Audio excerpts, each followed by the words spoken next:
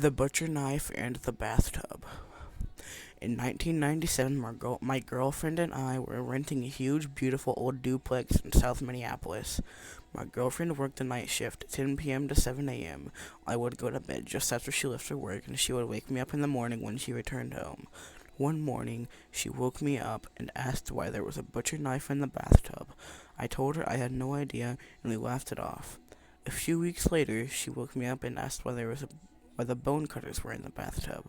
Again, we laughed it off, as the kitchen was adjacent to the bathroom, and the butcher block knife holder was on the counter just outside the bathroom.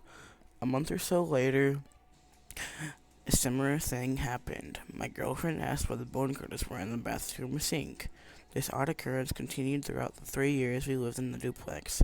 A total of probably 10 times, somehow in the night, kitchen cutlery ended up in the bathroom, in the bathtub, or the bathroom sink, once in the toilet. Toward the end of our time there, twice the butcher knife was laying at the foot of our bed. During our last weekend in the duplex, we threw a party and invited the downstairs tenants. They were a couple who had lived in the building for years, and during the course of conversation and drinks, the subject of our landlord came up.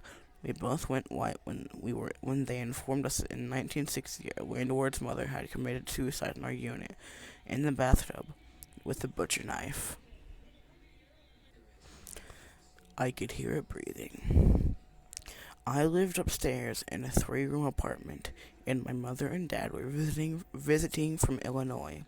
They slept in my queen-size bed. I slept on a rollaway bed in my living room/bedroom, with my bed 3 feet away from the foot of theirs. One night, I was lying on my back when I heard someone walking up the stairs.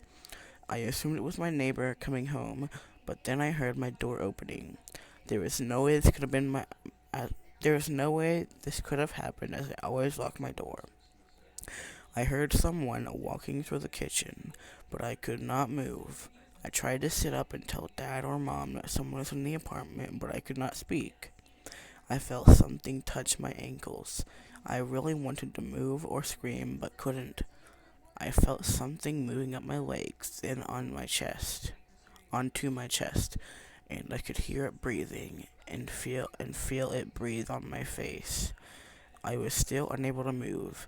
It growled in my face. Suddenly it was gone. I sat straight up, horrified at what had just happened.